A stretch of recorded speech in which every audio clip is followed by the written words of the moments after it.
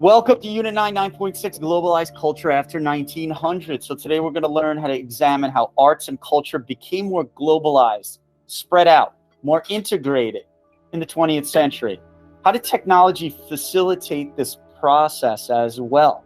So we're going to use document analysis and argument construction as we have been.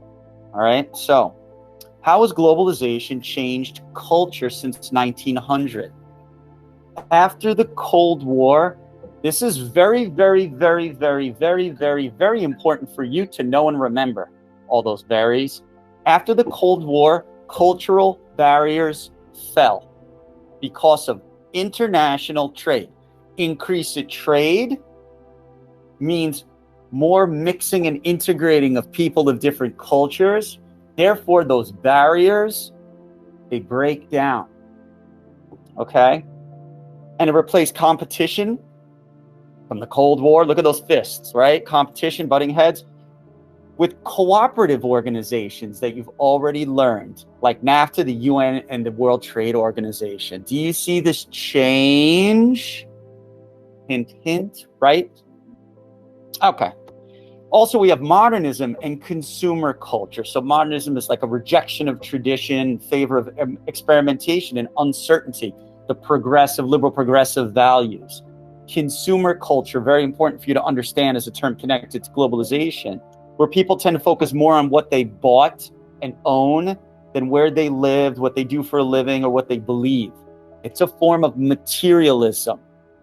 When trade restrictions loosened, these new technologies were more widely available as well. Quick question without a verbal response, hand response. If I took away all your material possessions, would you lose your identity? Raise your hand if you agree with that statement. Not sure who I am without all my stuff. Okay? Part of consumerism, consequences of consumerism, globalization, materialism. Directly connects to you. Okay. Look at some social changes. You got the rights movements. When they talk about social changes, civil rights, women's rights, voting rights. Those are social movements, social changes, okay? And then you have the intellectuals that supported those movements who were well-read. Changes in the arts. So by the end of the 20th century, you have the visual arts and the literature and music, Cubism with Picasso, the stream of consciousness and psychology developing. Different types of literature besides just narrative literature, the Harlem Renaissance with the rebirth of African American culture and jazz and the celebration through the negritude movement, right? And then way at the end, you get what you experience every day. Instagram, Snapchat, TikTok, YouTube, Facebook, streaming media. Sorry, that just aged myself. So you see this, right? And you see, look at the change over time. The global consumer and popular culture. So what is popular culture? Popular culture is the culture of everyday people rather than the educated elite, right? The culture of what everyday people have in common. And this was originally transmitted through TV, radio, internet, social media. When I was your age, it wasn't so individual as to what type of music that you would like. It's whatever was on the radio, whatever was on MTV or VH1, there was nothing else. So I had that shared experience with people of my age. It's whatever's on MTV, pick what you like. Whatever's on the radio, pick what you like. And if you're older, it was usually an older demographic. Whatever's on VH1 was just music. It was just music. Pick what you like. And then it slowly transitioned to reality shows. And this is the change in popular culture. Now, you could go on these platforms and it's infinite choice. So how many of you have shared experiences with one another? Raise your hand if you usually go to your social platform and check what's trending. Raise your hand if you check what's trending. It doesn't matter the social media platform, but it's like one of the only ways that you could draw upon a shared experience through the internet these days is if you check what's trending, because that's the major shared experience, right? Hey, take a look at this.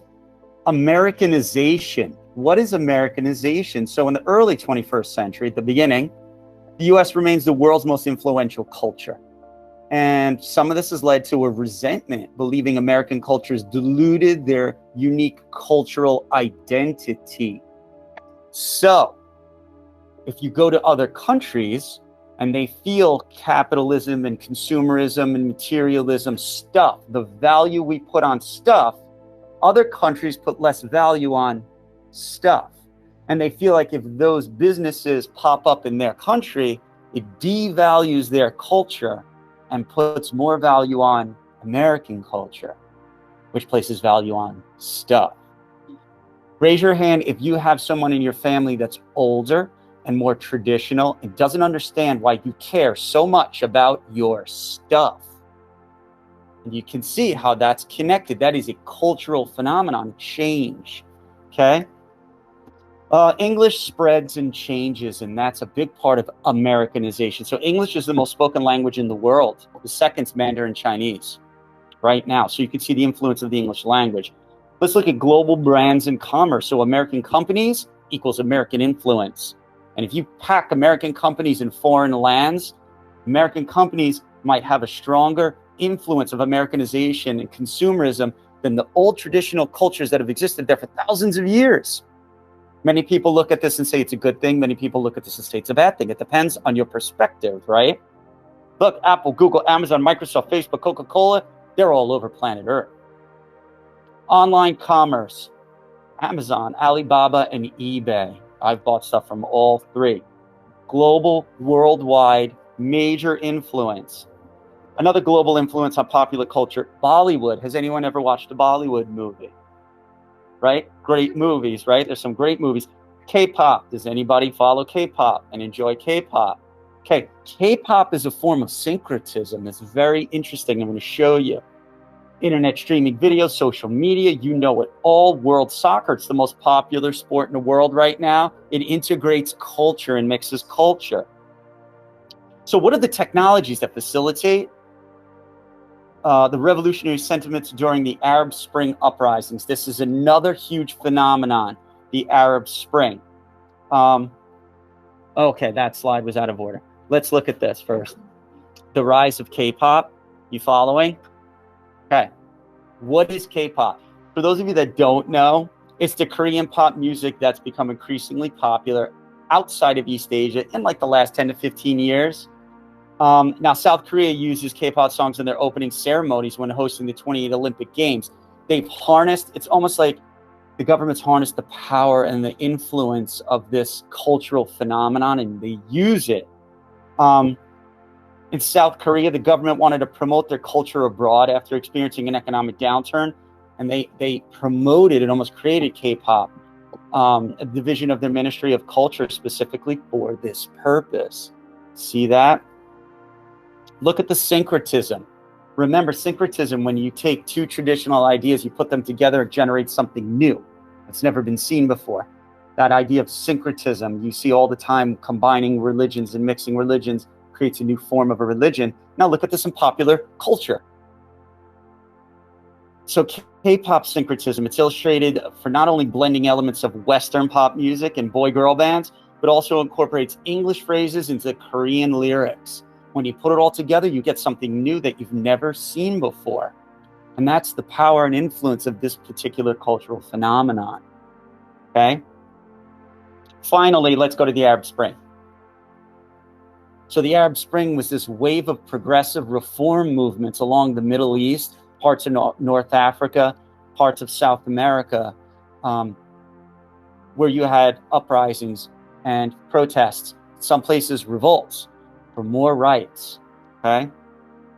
So causes of this Arab Spring, anti-government protests. They started in Tunisia, they spread, primarily using social media. The power of social media here, this is a prime example of the power of social media across North Africa in the early 2010s. Look, this impacted Tunisia, Egypt, Libya, Yemen, Syria, and more, okay?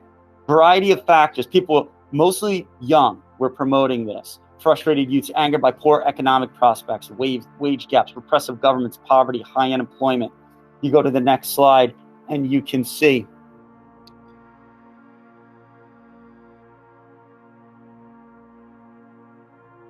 the use of social media here, right? And the uprisings. And there's definitely a correct correlation in the change and the use of social media. Look at the technology in the Arab Spring. It allowed demonstrators to circumvent nationally controlled media. So these are either militant governments, authoritarian governments, communist governments, totalitarian governments that control media, social media, the internet. But in this way, they used these certain platforms and they were able to get around it. And that's what made them so powerful. Okay, so some of the outcomes, many of the political goals that revolutionaries dreamed about, they never came to fruition. But this illustrated how technology could be harnessed by populations around the world to enact change. In some places, there were reforms. In some places, there were change. And in one particular place, the government was overthrown. So if you look at the color-coded chart right here, in Tunisia, there was a total revolution.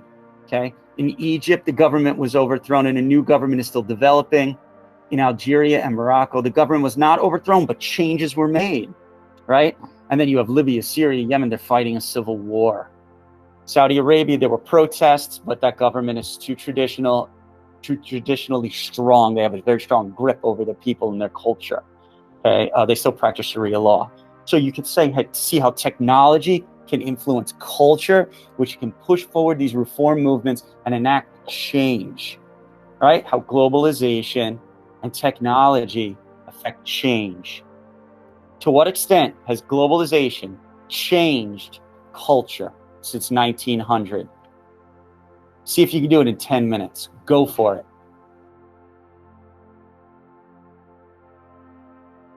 You can do change and continuity over time. You can also reveal complexity by showing change and continuity over time and the fact that there are various positive and negative consequences or positive and negative impacts on different groups all over the world. Let me show you what I'm talking about. Slide 52, the graph. Easy change when you see a graph like that, right? Sum of the world imports and exports from 1900 to 2000. You look at 1900, it's about 34. You look at the year 2000, it's almost 60. It almost doubled. What a change, right? Big change. Then you look at document 2, which is my favorite. Everybody go to document 2.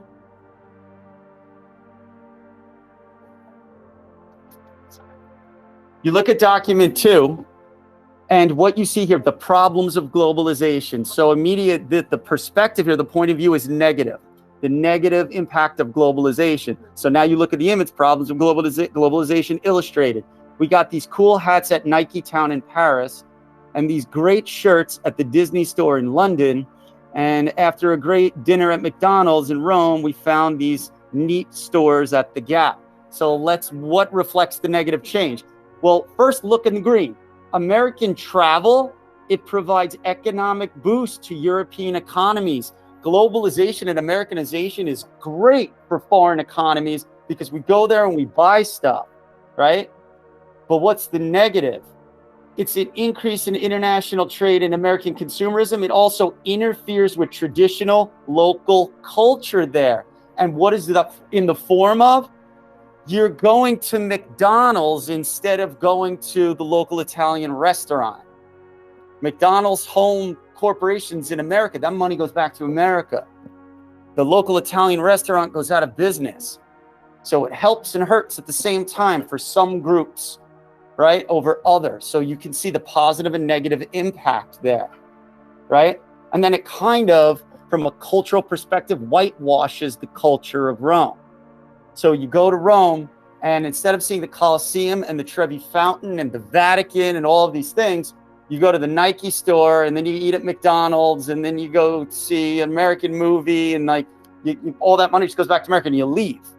So where's the importance of the culture there? It whitewashes the culture. You know what I mean? That's another perspective. Take a look at the third one, and the clues are already underlined. Chances are your parents. What are they implying when they say your parents? Past generations. So they're actually giving you clues to the past that you can use over time. So chances are your parents wore American-made clothes, ate American-made food, and drove American-made cars. But a boom in world trade has challenged all that. So now things aren't made in America anymore, right? Whole countries have seen their fortune soar as foreign investment has poured in, creating factories, providing jobs for millions. Other countries have been left behind. And then look, in the process, billions of lives are affected, for better or for worse. Certain groups experience the limitations and others experience the benefits, right? So look what I put underneath. American corporations, they outsource factory-made goods to Asian and Latin American companies. Why do they do that? They want to maximize profits. So in order to pay foreigners lower wages and avoid American taxes, you maximize profits for that corporation. So the result of all that, the American corporation benefits. The American middle-class factory worker loses jobs. Asian and Latin American factory workers, they benefit from more jobs and more wealth accumulation, yet they may suffer from the factory working conditions. Remember what we looked at, Foxconn and the suicide nets. So do you see that reveals complexity here when you look at the positive and negative impact of all this? You can show change over time, and in the development in the paragraphs, you show the positive and negative impact of different groups. And that really reveals it's a complicated world out there. As a historian, let me reveal the complications so you become an informed reader. Okay? So now let's take a look at all this. Changed it. All right. Document 1 is the big change. Document 2, you can argue a change and you can argue same across the period. And you can do that for document 3 as well. So this is what a thesis would look like that would earn the point. Globalization during the 20th century has changed culture to a great extent. Short, simple, to the point. The reason for this is because document 1 reveals at the beginning of the period, there was less world trade, leaving cultures more traditionally isolated. You have to make the correlation and the connection. The more world trade, the more integration and connection of culture, breaking cultural barriers, right? Documents 1, 2, and 3 reveal by the end of the period, international trade increased, cultural barriers fell, and consumerism had a negative impact on traditional culture. Across the period, this is what stayed the same. Across the period, globalization continually benefited some groups, while consequently provided limitations for others. That's what stayed the same across the whole 100 years. Globalization, as things are becoming more globalized, still this group gets the benefits and this group is a limitation. Now this group is benefits, this group is limited, and it's just different groups are experiencing hardship or benefit from globalization over a 100-year period. That's what stays the same. All right. So again, what to take away from all this in the last slide? What's globalization? Literally, it's the shrinking of the world. Not physically, even though I said literally, but it's the shrinking of the world through communication, transportation, mass media, and especially social media, right? Leads to consumerism, integration, and there's positive and negative impacts. So globalization promotes integration, which broke cultural barriers, leaving positive and negative effects for everyone. Okay? When you see changed in a prompt, it's changing continuity over time. Your thesis, no matter how you come up with it, you say in the beginning of the period, this is what it looked like, and at the end of the period, this is what it looked like. That reveals the change. And then you say across the whole period, this is what stood the same. And that is a defensible, argumentative thesis that gets the point.